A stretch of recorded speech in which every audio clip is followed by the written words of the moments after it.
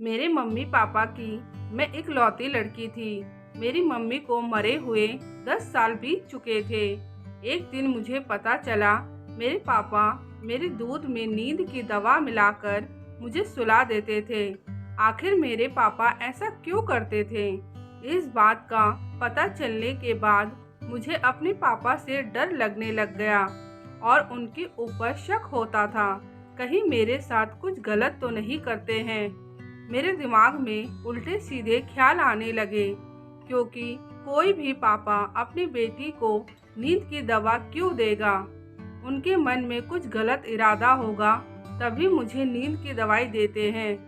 मेरी मम्मी के जाने के बाद मेरे पापा ने मुझे प्यार करना भी बंद कर दिया था। मेरे पापा एक गूंगे इंसान थे, वह बोल नहीं पाते थे।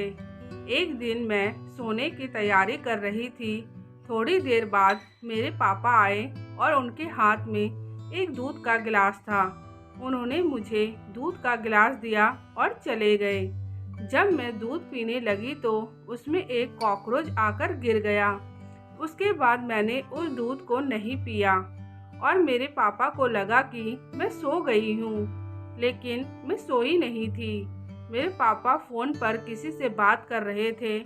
मेरे पापा की आवाज़ सुनकर मैं दंग रह गई, क्योंकि मेरे पापा बोल नहीं पाते थे। मेरे पापा एक गूंगे इंसान थे। मेरे पापा फ़ोन पर कह रहे थे, मेरी बेटी सो गई है, इसलिए मैं तुमसे फ़ोन पर बात कर रहा हूँ। और उनकी बातों से मुझे पता चला मुझे नींद की दवाई करीब 5 साल से दी जा रही थी।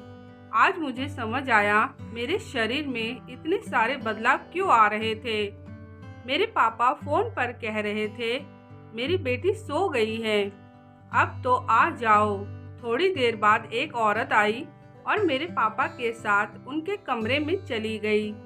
मुझे समझ नहीं आ रहा था मेरे पापा इतना घिनौना काम कैसे कर सकते हैं, लेकिन अब मैंने ठान लिया था मुझे अपने पापा के बारे में असलियत पता करनी थी। दोस्तों, मेरा नाम देविका है और मेरी उम्र 20 साल की है। जब मैं 10 साल की बच्ची थी तब मेरी मम्मी इस दुनिया को छोड़कर चली गई।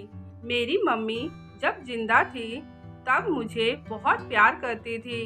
मेरी मम्मी के जाने के बाद मेरे पापा में अचानक से बदलाव आया। मेरे पापा मुझे प्यार नहीं करते थे, मुझे नौकरों के हवाले करके अपनी ऐश की जिंदगी गुजारते थे। अब पापा जो दूध देते थे मैं उसको पीती नहीं थी, बस पापा के सामने दूध पीने का नौटंकी करती थी।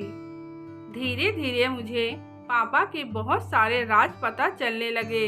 मेरे सो जाने के बाद कई लोग घर में आते थे और पापा की उनसे मीटिंग होती थी, क्योंकि पापा को लगता था घर में अब सुनने वाला कोई भी नहीं है। हमारा करोड़ों का बिजनेस था। मम्मी एक बहुत पैसे वाले घर की लड़की थी। मम्मी ने पापा से लव मैरिज करके शादी करी थी, लेकिन तब मेरे पापा बहुत अच्छे थे। मुझे एक दिन पापा का और एक राज पता चला। उस राज को पता चलने के बाद मेरे सर पर आसमान टूट पड़ा, क्योंकि जो व्यक्ति मेरे पापा बनकर रह रहा था वह मेरे पापा नहीं था, मेरे पापा का जुड़वा भाई था। जब मेरी मम्मी इस दुनिया से चली गई थी उसके बाद ही मेरे पापा के जुड़वे भाई ने मेरे पापा को कैद कर लिया था और उनकी जगह पर खुद मेरे घर पर आ गए थे। मतलब 10 साल से मैं जिसको पापा समझती थी वह मेरे पापा नहीं था, वह मेरे पापा का जुड़वा भाई था। अब मुझे समझ नहीं आ रहा था मैं अपने पापा को कैसे खोजूं, और इसमें बहुत खतरा भी था, क्योंकि जो व्यक्ति हमारे घर पर रह रहा था वह बहुत खतरनाक था।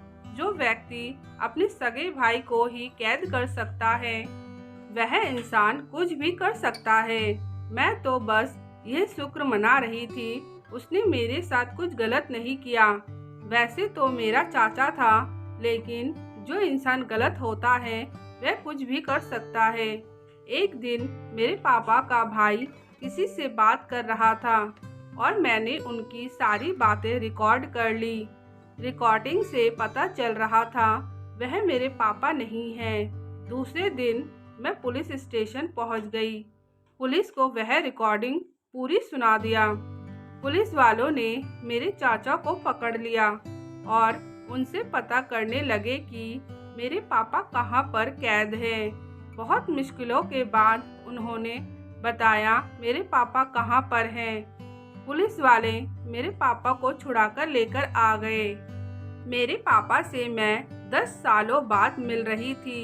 मेरे पापा की कंडीशन बहुत ज़्यादा खराब हो चुकी थी। उनको हॉस्पिटल में भर्ती कराया गया। करीब 1 महीना बाद मेरे पापा ठीक होकर घर आए और मैं अपने पापा के गले लग गई।